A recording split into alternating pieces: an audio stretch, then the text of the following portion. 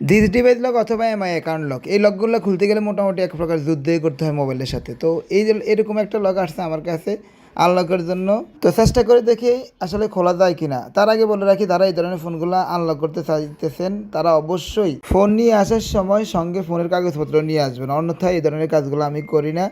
তো প্রথমত আইসিটা তুললে আমার প্রথম কাজ হচ্ছে আইসিটা কানেক্ট করানো। আইসিতে আলহামদুলিল্লাহ দেখতে পাচ্ছেন কানেক্ট হয়েছে। কানেক্ট হওয়া মানে হচ্ছে কাজ হোক বা না হোক মোবাইলটা অন্তত যেভাবে দিয়েছে হাতে ওইভাবে ফিরিয়ে দিতে পারবো। তো প্রথমত দেখতে পাচ্ছেন এখানে যে লক রয়েছে লকটা দেখাচ্ছে এখানে। তো আমরা এখান থেকে প্রথমে ব্যাকআপটা রিড করে রেখে দেব।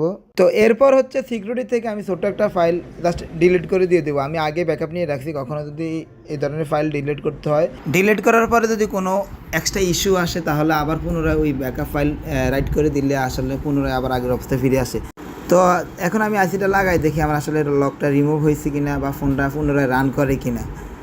তো আবার বলে রাখি, এই ধরনের ছোটো ছোটো ট্রিক আমি আমার ফেজে দিয়ে থাকি, যদি ভালো লাগে আমার ফেজটি ফলো করে দিবেন। তো সেটা রান করছে এবং তো আলহামদুলিল্লাহ দেখতে পাচ্ছেন ডিভাইস লক লেখাটি আর আসতেছে না, তার মানে তো এই লকগুলো আনলক করে আবার পুনরায় ওয়াইফাই কানেক্ট করলে দেখা যায় লকগুলো আবার চলে আসতে পারে। সেজন্য যদি একটা ছোটো একটা কাজ করতে হয়, এটা নিয়ে আবার পুনরায় ভিডিও দেবে ইনশাল্লাহ। ফেজটি ফলো করে রাখবেন আশা করি।